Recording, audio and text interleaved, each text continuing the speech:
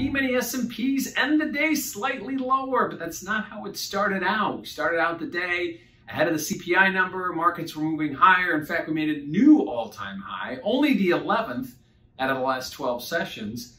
And then came the CPI number, which was much stronger than expected, and things started to come off a bit. Add to that an auction that went mediocre from the Treasury and yields that are rising.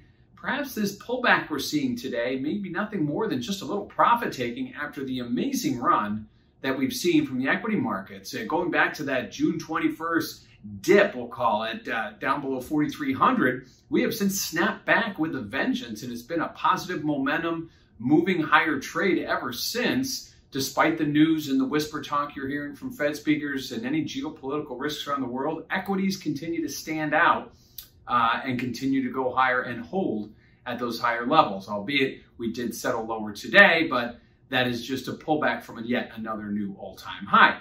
Now, what does this mean for volatility? Well, volatility in the equity indices has been trending lower, and we see moments of higher levels like we did on June 21st, when we saw volatility spike briefly, and then as soon as equities bounce back higher, we saw volatility come back off. So it's really been trending lower outside of a few moments, and it continues to do so. And unless we see some kind of a massive breakout to the downside, volatility has remained contained, and we haven't seen a sustained period of higher volatility for quite some time. So volatility, not really the best indicator here. It'll be more of a lagging indicator. If the indices drop, then we'll see volatility bid. So we haven't seen that for any sustained period, therefore volatility remains very low.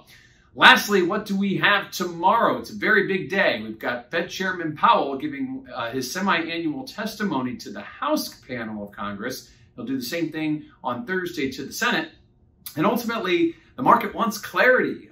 We've heard from several Fed governors and presidents about whether it's ready to talk about tapering or actual tapering itself, or putting a date on the calendar, or possibly nudging rates higher sooner than expected. And we just had the June FOMC.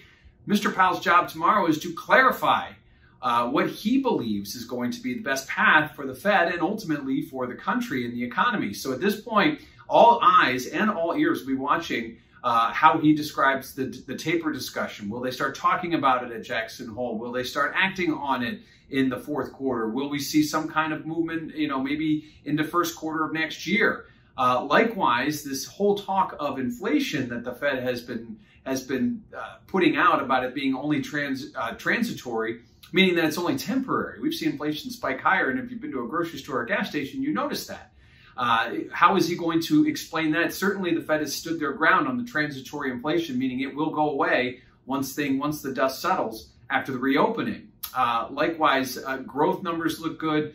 We've seen some mixed data. Earnings are good coming out of the banks early. So a lot of positives that the Fed chair can talk about, but ultimately it's going to come down to inflation and tapering. That's really what the market wants to know, and that's what it needs clarity on. And that could be one thing that slows down this equity rally, is the Fed getting back, taking their foot off the gas and not getting less involved with their stimulus. So at this point, tomorrow, a very important day indeed, given that the Fed chair will be speaking to Congress. So another big day for equities, making yet another new all-time high, only the 11th out of the last 12 sessions, ahead of a key testimony from Fed Chair Powell tomorrow to Congress.